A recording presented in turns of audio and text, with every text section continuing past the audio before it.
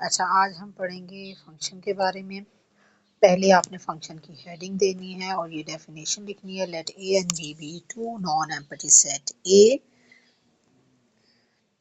function from f to b is an assigned of exactly one element of b to each element of a। ये इतनी सी definition लिखनी है। फिर नीचे ये लिखा हुआ है f, आगे कोलन डले में a एरो b, आपने ये लिखना है। ठीक है, ये इस तरह से आपने इसकी डेफिनेशन लिखनी है। तो फिर उसके बाद आपने जो इसमें ये नोट है ये करना है कि function are some time also called mapping और ट्रांसफॉर्मेशन। ठीक है। अच्छा, फिर उसके बाद आप आ जाएंगे एग्जाम्पल नंबर 1 पे, ये आप लिखेंगे। आफ्टर दैट आप एग्जाम्पल नंबर 2 पे आएंगे, ये भी आपने यहाँ से कॉपी करनी है। फिर हेडिंग बनेगी डोमेन एंड को डोमेन। जो रेंज का वर्ड हम आज तक यूज़ करते रहे ना, उसका ही जगह हम अब को डोमेन, यानी codomain is another name of range.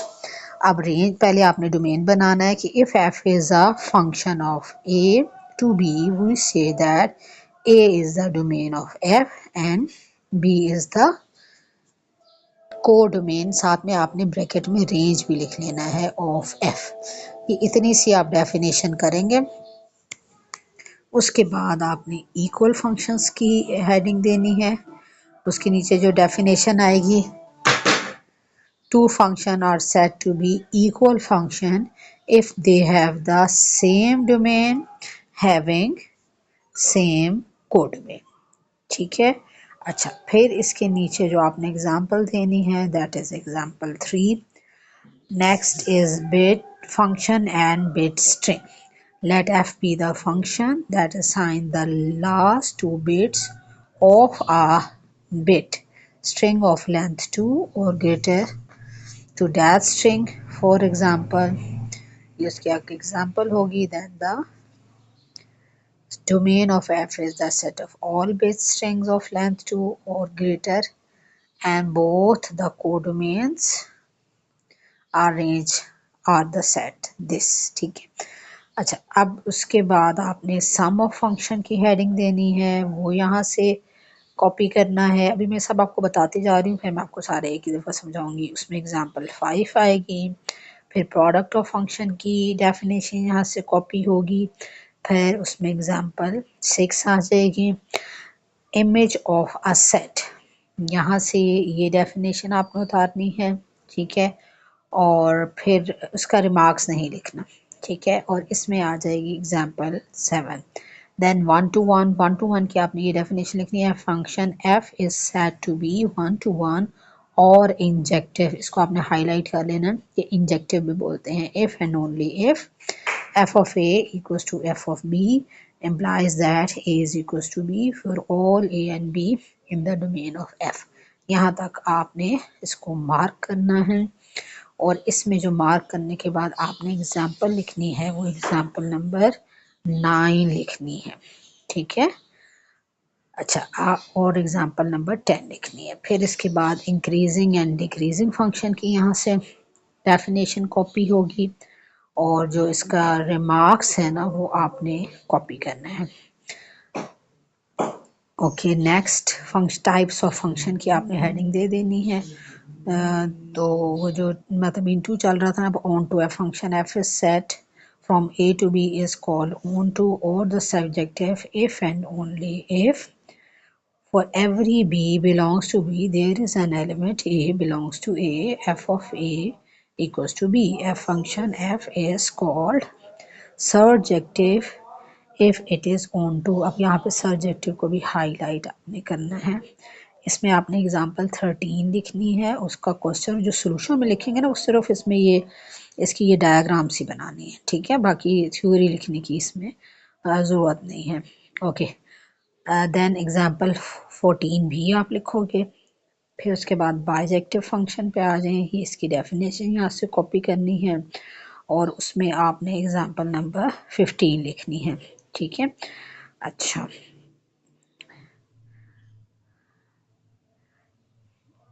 फिर इसके बाद हम आगे चलते हैं। ये जो है एग्जाम्पल नंबर 20, ठीक है, ये भी आपने कॉपी करनी है इसमें, ठीक है, यहाँ तक ये टॉपिक है। अच्छा, अब ये है कि मैं इसको स्टेप बाय स्टेप आपको समझा देती हूँ। ये तो अभी मैंने आपको ये बताया ना कि नोट्स कैसे बनाने हैं। अच्छा, फंक्शन क्या होता है? फंक्शन जो है वो हम इसे कहते हैं कि हमने दो सेट्स है ना, दो सेट्स को हमने बना के पहले जब ए क्रॉस बी बनाते हैं, ए क्रॉस बी में से हम एक रिलेशन निकाल लेते हैं, फिर उस रिलेशन में हमने कुछ क्वालिटीज़ चेक करनी होती हैं कि उसके रिलेशन के जो पहले एलिमेंट हैं ना वो सारे सेट ई से हैं, और जो दूसरे एलिमेंट हैं, ठीक है, उस पेयर के वो बी से हैं। तो this is called the function. लेकिन उसमें लिखते हुए तो हम यूँ लिखते हैं, जिसका एक सिंबल होता है ये एफ, आगे ये semicolon A to B.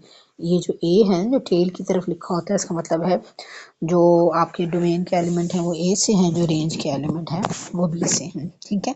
लेकिन हम इतनी लंबी डेफिनेशन में नहीं जाते, हम सिर्फ ये होता है कि हम उसकी फिगर बनाते हैं और उससे हमें ये प्रूफ हो जाता है कि इट इज़ फंक्शन और नॉट, ठीक है। हमें उसकी इतनी डिटेल में जाने की ज़रूरत नहीं होती। अब मैंने आपको एग्जाम्पल 1 लिखने को कहा है क्योंकि ये थोड़ी सी डिफरेंट है कि इसमें उसने कहा है कि बाइनरी रिलेशन बनाओ और 4 आपने ऐसी एग्जाम्पल लिखनी है कि जो फंक्शन नहीं है। अब मैंने आपसे कहा फंक्शन, अब आपने x टू y बनाना है ना, तो फंक्शन वो होगा जिसमें x के सारे एलिमेंट यूज हों, ठीक है। तो नहीं, फंक्शन नहीं बनाना तो इसका मतलब है मैं वो पेयर लिखूंगी कि सारे एलिमेंट यूज ना हो, ठीक है। तो पहले मैंने x क्रॉस y बनाया। अब इसका सबसे इजी वे है कि एक एक सबसेट निकालते जाएं, ठीक है। जैसे ए यू, ये जो मैंने एक ले लिया, it is not a function क्योंकि इसमें सिर्फ एक एलिमेंट है, इसमें भी आ ही नहीं रहा। फिर इसी तरह से आप ए वी लिख लेते हैं, ये दूसरा हो गया, बी यू हो गया, ये तीसरा सबसेट हो गया। इस तरह एक एक करके आप लिख लें, तो ये वो होंगे जो फंक्शन नहीं हैं, ठीक है। अच्छा, फिर उसके बाद हम आ जाते हैं डोमेन एंड रेंज। तो ये अभी जो हमने पढ़ा कि एफ को लिखते हैं ना फ्रॉम ए टू बी, तो जो ए के एलिमेंट होते हैं वो सारा का सारा जो ए है वो डोमेन कहलाता है, और बी के वो एलिमेंट जो फंक्शन में ए के एलिमेंट डालने से हमारा आंसर आ रहे होते हैं, that is called the range और द कोडोमेन। तो अब ये देखिए, मेरी बात को थोड़ा सा गौर करना है कि ए तो पूरा का पूरा डोमेन में होता है, लेकिन बी सारे का सारा रेंज में होना ज़रूरी नहीं है, ठीक है। और यहीं से इसकी दो टाइप्स बनती हैं कि जब सारा बी यूज़ होगा तो उस वक़्त आप बोलेंगे कि ये ऑन टू फंक्शन है, जब बी के कुछ एलिमेंट्स यूज़ होंगे तो आप बोलेंगे इन टू फंक्शन है। अच्छा, अब इक्वल फंक्शन क्या होता है? दो फंक्शन मैंने आपको बना दिए है, f from A to B, एक और फंक्शन मैंने बना दिया g from A to B. अब ये जो दो फंक्शन है, दोनों की देखिए आप डोमेन भी सेम है, दोनों की रेंज भी सेम है। तो ऐसा जो फंक्शन होता है, ऐसे फंक्शंस इक्वल फंक्शन होते हैं। इसमें आपने एग्जांपल 3 जो है वो लिखनी है, ठीक है। अच्छा, बिट स्ट्रिंग जो है वो हमने बड़े स्टार्ट में पढ़ा था, बिट स्ट्रिंग, ठीक है। तो अब फंक्शन और बिट स्ट्रिंग जो है वो भी फंक्शन हो सकता है। अब यहाँ पे एक बिट स्ट्रिंग बनाकर जो है वो दिया हुआ है कि एफ और उसके एलिमेंट है 1101 0। अब ये अगर आप देखो, ये 5 लेंथ का बिट स्ट्रिंग है, ठीक है। और ये आंसर यानी जब ये मैप होता है तो इसमें से दो आते हैं 10, ठीक है। तो इट इज़ अ फंक्शन, उसने खुद से कह दिया। तो अब हम जब इसकी डोमेन निकालेंगे ना, तो डोमेन की लेंथ आएगी 5 जो एफ के अंदर यूज़ हो रही है। लेकिन जो रेंज की लेंथ देखी जाए तो वो 2 आएगी, क्योंकि जब आंसर निकलता है तो उसने कहा कि वो लेंथ 2 का बिट हो, ठीक है। तो अब इसमें आप बहुत से बना सकते हैं, जैसे 1 1 के साथ, 1 0 के साथ, 0 1 के साथ, ठीक है। तो ये सारे जो होंगे 0 0 के साथ जैसे हो गया, तो ये इसका रेंज या कोडोमेन जो है वो हो जाएगी, ठीक है। अच्छा, अब ये है कि सम ऑफ फंक्शन, दो फंक्शंस को सम कैसे करना है। f1 एंड f2 फंक्शंस आपको दे दिए हैं, ठीक है। a to r है और दोनों को कहा प्लस करो, तो उसका तरीका कार क्या है, नीचे ये फार्मूला लिखा हुआ है, लिखते हुए f1 प्लस f2 fx लिखेंगे, तो यानी फंक्शन f1 की वैल्यू प्लस फंक्शन f2 की वैल्यू। ये आपने कर दिया, ये फंक्शन को सम करने का तरीका है। इसके नीचे आपने एग्जाम्पल 8 लिखनी है। प्रोडक्ट का क्या तरीका है? प्रोडक्ट का तरीका ये है कि f1 फंक्शन और f2 फंक्शन दोनों की वैल्यूज़ को आपस में मल्टीप्लाई कर दो, तो this is called product of the function. ये एग्जाम्पल 6 में आपको दिया हुआ है, ठीक है। अच्छा, इमेज ऑफ द सेट क्या है? इमेज ऑफ द सेट ये है कि आपने एक फंक्शन लिया f from a to b, ठीक है। वो अब जो फंक्शन, अब a में से आपने एक सेट निकाल लिया s, ठीक है। अब वो जो सेट निकाला है उसकी आपने इमेजेस ढूंढनी है, यानी f ऑफ s ढूंढना है, तो उसकी जो जो इमेजेस आ रही हैं उसका जो सेट होगा वो इमेज ऑफ सेट s कहलाएगा, ठीक है। इसके बड़े मीनिंग निकलते हैं, ये कभी फंक्शन होता है कभी नहीं होता, ठीक है। तो इसकी हम इतनी डिटेल में जो है वो नहीं जा रहे, इसलिए मैंने आपको कहा कि इसके रिमार्क्स जो है वो आपने नहीं लिखने हैं, बस आपने एग्जांपल 7 लिखनी है। अच्छा, अब ये हम आ जाते हैं कि 1 to 1 फंक्शन क्या है। 1 to 1 फंक्शन अगर फिगर बनी हुई है ना, तो हमने जैसे फर्स्ट ईयर के सेकंड चैप्टर में किया था, तो हमने उसी तरह से ही चेक करना है, ठीक है। इसको हम जस्ट थ्योरी के लिए ही रखेंगे, जो भी हम यहाँ से डेफिनेशन मार्क किए। तो उसका तरीका क्या क्या है कि जितने भी ए की इमेजेस हैं सामने बी की भी एक एक इमेजेस जो है वो एक एक पे मैप हो रहा है, एक एक पे मैप हो रहा है, तो ये 1 to 1 फंक्शन हो गया। अच्छा, अब अगर मैंने कोई इक्वेशन आपको दे दी है और मैं कह रही हूँ आप इस इक्वेशन को चेक करो, अब उसमें तो फिगर नहीं बन रही, तो फिर आपने क्या चेक करना है? तो ये जो 1 to 1 फंक्शन की डेफिनेशन है, इसमें नीचे तरीका कहा दिया हुआ है कि आपने दो वैल्यूज़ ले लेनी है, एक a और एक b। फिर आपने लिखाना है f of a equals to f of b, उनको आपस में सॉल्व करना है और आंसर आना चाहिए a is equals to b। अगर ये आंसर आ जाता है तो ये 1 to 1 फंक्शन होगा। अच्छा, ये ऐसे भी प्रूव किया जा सकता है, दूसरा इसका काउंटर पॉजिटिव लेके भी किया जा सकता है, यानी f of a is not equals to f of b लें आप, फिर इसको सॉल्व करें और आपके पास आंसर आए a is not equals to b, ठीक है। तो भी इसको अच्छा, इसका रिमार्क्स भी लिखना है। इसके रिमार्क्स में इसी को जो है वो सिंबल्स में लिखने का तरीका बताया है, क्वांटिफायर सिंबल में, यानी for all A and for all B f of A equals to f of B implies A is not equals to B, ठीक है। A is equals to B. अच्छा, अब एग्जाम्पल 8 देखो, तो वो जैसे मैंने आपको बताया कि हमने फर्स्ट ईयर में जो तरीका पढ़ा हुआ है, तो उसने ये फिगर के ज़रिए से प्रूव हो गया। अब ए की भी एक ही इमेज है, बी की भी एक ही है, सी की भी एक है, डी की भी है। हम यही पढ़ते हैं कि सबकी इमेजेस एक एक हों, कोई नंबर किसी दो एलिमेंट की इमेज ना बन रहा, सो इट इज़ 1 1। ये आपने सिर्फ फिगर बना के प्रूव करना है। लेकिन अब एग्जाम्पल 9 देखो, इसमें तो फिगर नहीं बन सकती ना, इसमें तो इक्वेशन दे दी f of x equals to x के।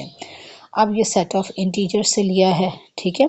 तो अब मैं जो है, अगर मैंने इसको प्रूव करना है तो मैं दो एलिमेंट ले लेती हूँ। अब ये इंटीजर्स में से है ना, तो एक एलिमेंट मैंने 1 ले लिया, एक मैंने 2 ले लिया, ठीक है। तो अब 1 इज़ नॉट इक्वल्स टू 2 है, सही है। या फिर एक सॉरी, एक एलिमेंट 1 लेना है, एक -1 लेना है। तो अब आप 1 डालते हो तो भी वही इमेज आ रही है, -1 डालते हो तो भी वही इमेज आ रही है, तो दिस इज़ रॉन्ग आंसर, ठीक है। सो इट मीन्स कि it is not a 1 1 function. तो ये इक्वेशन में हमने ये तरीका यूज़ करना है, वैसे हम फिगर बनाकर ही जो है यूज़ करेंगे। अच्छा, फिर इंक्रीजिंग एंड डिक्रीजिंग फंक्शन क्या है? दो फंक्शन जो है इसमें देखो, नीचे की ये सेकंड लाइन पे जो है ना, a function f whose domain and the codomain, ये सारी स्टोरी लिखने की ज़रूरत नहीं है। थर्ड लाइन पे देखो एक इक्वेशन सी है, if of x is less than f of y whenever x is less than y। ये इतनी सी चीज़ आपने लिखनी है। ये होगी डिक्रीजिंग के लिए, और इंक्रीजिंग के लिए ये है कि वो ग्रेटर देन का साइन हो जाता है। अब आपने इसको करना कैसे है? आपने पहले फंक्शन को लिखना है f of x is less than f of y, F x की जगह उसकी वैल्यू, एफ वाई की जगह उसकी वैल्यू, करते करते आंसर आपके पास क्या आना चाहिए? X is less than y, ठीक है। ऐसा हो जाता है तो फिर आप ये कहोगे कि दिस इज इंक्रीजिंग, ठीक है।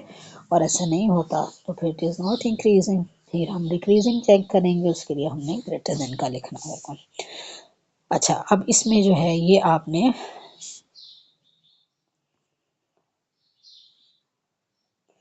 अच्छा, अब इसमें एक नई बात इसमें आ रही है, itself onto. Itself onto ये होता है कि जो वैल्यू डालो ना वो वही आ जाती है, ठीक है। तो एग्जाम्पल 12 इसलिए आपने ज़रूर लिखनी है कि अपने आप पर ही ऑन टू है, यानी जो है वो वही एलिमेंट जो है f of A equals to B है। एफ ऑफ बी अगर डालो तो फिर ए आ जाता है, एफ में ए डालो तो फिर बी आ जाता है, यानी ये सेल्फ के ऊपर ही, अपने ऊपर ही ऑन टू फंक्शन है। ये एग्जाम्पल ज़रूर आपने लिखनी है। अच्छा, अब ये 1 to 1 है, सॉरी, ऑन टू फंक्शन क्या होता है? ऑन टू फंक्शन ये है, डेफिनेशन तो यही मार्क होगी कि ऐसा जब हम उसकी रेंज लेते हैं तो वो सारी ही सारा बी उसमें आ जाता है। This is called the onto function. ठीक है, इसमें आपने इसे भी हम वही सेकंड ईयर वाले फर्स्ट ईयर वाले मेथड से करेंगे, second chapter of the first year book. जैसे एग्जांपल 13 ये हमें दी थी तो हमने देखो फिगर बनाई। तो ऑन टू का मतलब है कि ये जो 1 2 3 तीन एलिमेंट है सब पे एरो आना चाहिए। अब 2 एरो आ रहे हैं, 3 एरो आ रहे हैं, इससे हमारा कंसर्न नहीं है। ऑन टू में ये होता है कि सब पे एरो है, तो सब पे एरो आ रहा है, so it is an onto function. तो ये तो हम उससे करेंगे। और दूसरा एग्जांपल 14 जो है ये आपने देखी, this is an equation shape. तो ये हमारी एक अपनी जजमेंट है कि हमने इसमें उसने कह दिया है कि ये सेट ऑफ इंटीजर है। ठीक है, तो फिर हमने इंटीजर्स लिया और चेक किया कि क्या उसमें सारे यूज़ हो रहे हैं कि नहीं। ठीक है, और इस तरह हमने इसको प्रूव कर दिया। अच्छा, अब बाइजेक्टिव। बाइजेक्टिव ये है कि ऐसा सेट जो 1 1 भी है ऑन टू भी है, यानी दोनों क्वालिटीज़ हमने बारी बारी चेक करनी है, वो दोनों हो जाएं तो ये बाइजेक्टिव हो जाता है। तो अब ये एग्जांपल 15 अगर आप देखो, मैं एक ही एग्जांपल आपको सारे केसेस में एक ही एग्जांपल के एलिमेंट आपको बार बार दे रही हूँ ताकि आपको समझना आसान हो। अब आप एग्जांपल 15 भी जो आपने करनी है ना, ये भी आपने फिगर बना के करनी है। जब आप इसकी पिक्चर्स ही बनाओगे फिर आपको पता ये है कि एक तो ए बी सी डी सब में से एरो निकले। ठीक है, और आगे जो दूसरा सेट है 1 2 3 4 सब पर एरो आए। ठीक है, ये जो दोनों बातें अगर हो जाती हैं तो ये 1 1 भी होता है और ऑन टू भी हो जाता है। ठीक है, अच्छा, फिर उसके बाद जो है हम नेक्स्ट उस पे चलते हैं। जो आपने एक एग्जांपल जो है 21 जो है वो आपने ज़रूर कर लेनी है, 23 कर ले तो भी अच्छी बात है। तो ये फंक्शन का टॉपिक जो है कंप्लीट हो गया। इसको कॉपी पे करके